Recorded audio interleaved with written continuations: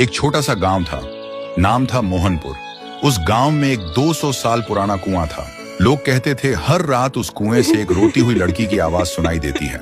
लेकिन एक बात सब लोगों को हैरान कर देती है, मोहनपुर गांव का जो भी लड़का उस कुएं के पास पानी पीने जाता है वह 2 दिन के अंदर मर जाता है और मरा हुआ शरीर गायब हो जाता है। और एक दिन इसी गांव में एक शहर से अर्जुन नाम का लड़का आता है। अर्जुन वह छुट्टियों में अपने दादाजी से मिलने आए थे। एक दिन अर्जुन गांव के लोगों से सुना है कि वह कुआं बहुत डरावना है और कोई उसके पास नहीं जाता। लेकिन अर्जुन सोचते हैं डर सिर्फ अंधविश्वास है और कुछ भी नहीं। एक दिन धूप में जाते हुए अर्जुन को प्यास लगी और बिना किसी से पूछे वो सीधा उस कुएं से पानी पीने चला गया। तब अचानक से एक लड़की का चेहरा सामने आया। अर्जुन डरा हुआ था और तुरंत वहां से भागकर घर पर चला गया। उस रात उसे नींद नहीं आती।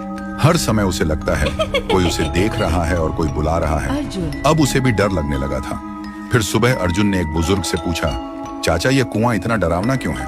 चाचा ने बोला, यह कुआं बहुत पुराना है। यहाँ से आधी रात में एक लड़की की रोते हुए आवाज निकलती है और वह लड़की हमेशा लड़कों को ही अपना शिकार बनाता है। आज तक इसका राज कोई समझ नहीं पाया। इस बात को सुनकर अर्जुन वहां से निकल पड़े और घर में आकर एक पाखंडी बाबा को कॉल करके बुलाता है ताकि इसका राज क्या है वह जान पाए। और आखिरी दिन पाखंडी बाबा आता है और गांव के सभी लोग इकट्ठा होता है। पाखंडी बाबा उस कुएं को देखकर कांपते हुए कहता है कि यह तो बहुत ही भयानक है। कुएं के अंदर जो भी है उसको पकड़ना मेरे बस के बाहर है। ऐसे बोलकर पाखंडी बाबा उस गांव से निकल पड़े। ऐसी स्थिति में गांव वाले का डर और भी बढ़ जाता है।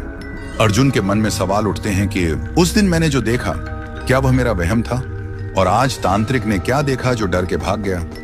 आखिरी दिन अर्जुन आधी रात में कुएं के पास एक पेड़ के पीछे छुप जाता है। अर्जुन देखा है कि कुएं के अंदर से एक अजीब सा रोने वाला लड़की का आवाज सुनाई देता है और तभी कुएं के अंदर से एक लड़की बाहर निकलती है। थोड़ी देर बाद एक लड़का गाड़ी लेकर गांव से गुजरता है। वह लड़की उसके सामने आ जाती है और लड़की उस लड़के को मार देता है और लड़के का शरीर गायब हो जाता है।